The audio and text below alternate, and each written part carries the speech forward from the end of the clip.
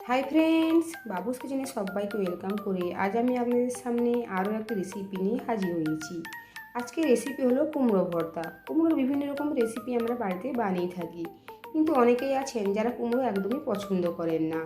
তাদেরকে একবার এই রেসিপিটি বাড়িতে বানিয়ে দেবেন, আশা করি খুবই ভালোই লাগবে।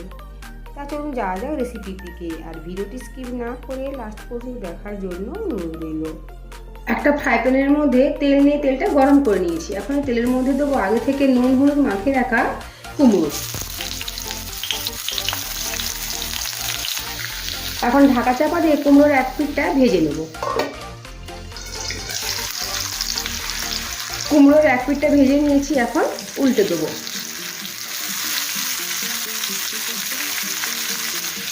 ঠিক একইভাবে উল্টো অপর পিঠটাও ভেজে নেব। কুমড়োর দুই সাইডটাই ভেজে নিয়েছি, এখন একটা প্লেটের মধ্যে তুলে নেব।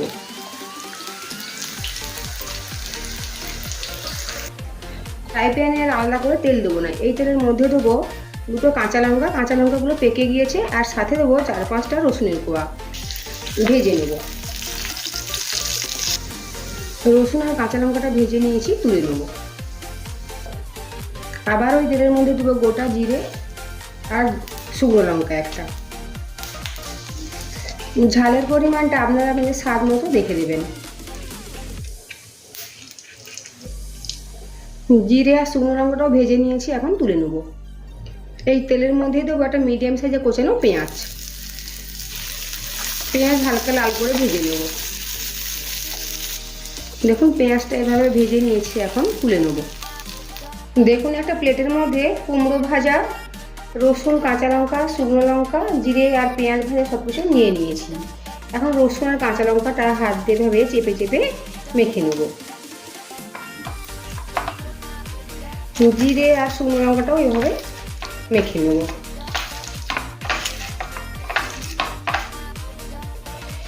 পেঁয়াজ ভাজা, জিরে, শুকনো লঙ্কা, রসুন আর কাঁচা লঙ্কা সব কিছু একসাথে মিশিয়ে নিয়েছি।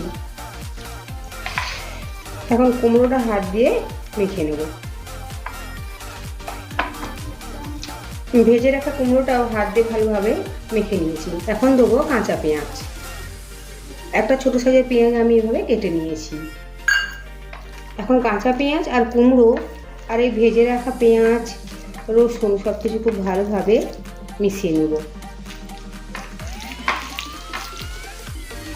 দেবো অল্প পরিমাণে লবণ।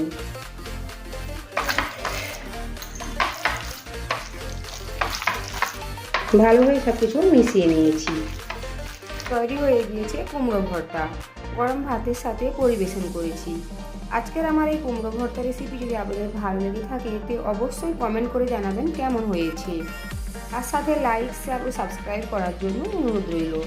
আর পাশে থাকা বেল আইকন প্রেস করে অনুরোধ রইল আমার প্রতিদিনের ভিডিও আপডেট পাওয়ার জন্য।